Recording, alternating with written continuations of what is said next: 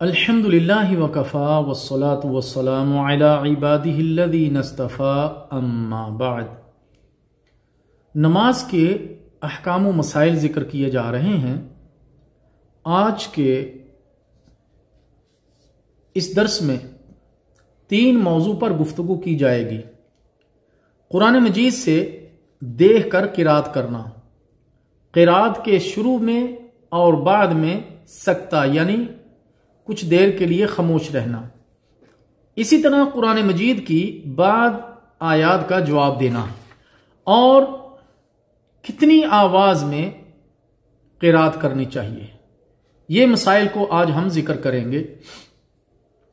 پہلا مسئلہ ہے قرآن مجید سے دیکھ کر قرات کرنا۔ فرض نماز میں قرات زبانی ہی کرنی چاہیے، کیونکہ نبی مکرم صلی اللہ علیہ وسلم نے امامت کے لیے اس شخص کو زیادہ مستحق قرار دیا جو قرآن مجید کو زیادہ جانتا ہو۔ اسی طرح فرض نماز میں قرآن مجید سے دیکھ کر پڑھنا، فرض نماز میں قرآن مجید سے دیکھ کر پڑھنا کسی حدیث سے ثابت نہیں ہے۔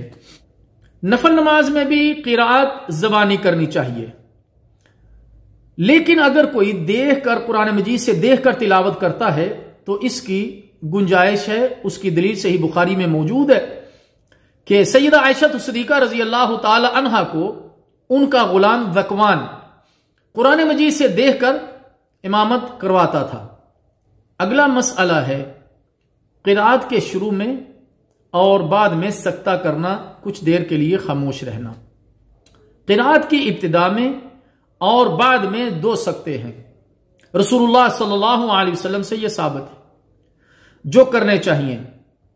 سیدنا ابو ہریرہ رضی اللہ تعالی عنہ بیان کرتے ہیں کہ رسول اللہ صلی اللہ علیہ وسلم تکبیر تحریمہ یعنی اللہ اکبر اور قرات کے درمیان کچھ دیر خاموش رہتے، یعنی اس میں دعائے استفتاح ثنا وغیرہ جو ہے وہ پڑھتے۔ صحیح بخاری۔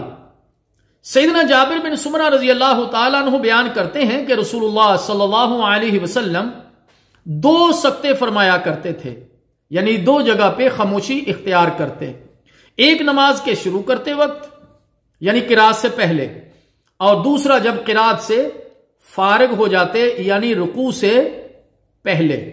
سنن ابی داؤد۔ اگلا مسئلہ ہے قرآن مجید کی بعض آیات کا جواب دینا۔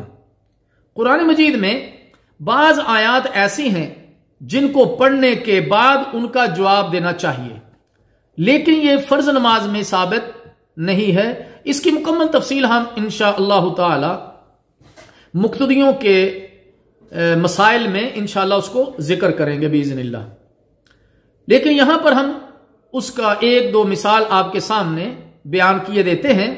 سیدنا حذیفہ رضی اللہ تعالیٰ عنہ فرماتے ہیں کہ رسول اللہ صلی اللہ علیہ وسلم جب تسبیح والی آیت سے گزرتے تو سبحان اللہ کہتے، اور جب سوال والی آیت سے گزرتے یعنی اس کو پڑھتے تو سوال کرتے۔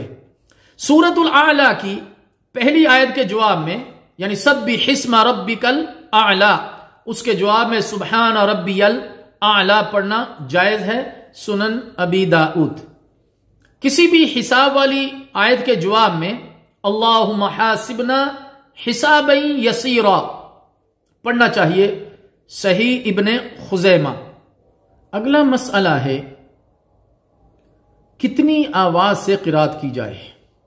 نمازی کو قرات اور دعائیں اتنی اونچی آواز سے نہیں پڑھنی چاہیے کہ دوسروں کو تکلیف ہو۔ رسول اللہ صلی اللہ علیہ وسلم نے فرمایا وَلَا يَرْفَعُ بَعْضُكُمْ عَلَى بَعْضٍ فِي الْقِرَاءَةِ۔ سنن ابی داؤد۔ قرات کے وقت تم میں سے کوئی دوسرے پر اپنی آواز کو بلند نہ کرے کہ اسے تکلیف ہو۔ بعض لوگوں کا خیال ہے کہ ہونٹ بند کر کے قرات کرنی چاہیے۔ یہ بات بالکل غلط ہے، کیونکہ رسول اللہ صلی اللہ علیہ وسلم قرات کرتے تو آپ صلی اللہ علیہ وسلم کی داڑھی مبارک حرکت کرتی تھی۔ یہ بات اس چیز کی علامت اور دلیل ہے کہ رسول اللہ صلی اللہ علیہ وسلم ہونٹ بند کر کے قرات نہیں کرتے تھے۔ صحیح بخاری۔ اللہ تعالیٰ جل شان سے دعا ہے کہ اللہ تعالیٰ ہمیں ان مسائل کو سمجھنے اور عمل کی توفیق عطا فرمائے۔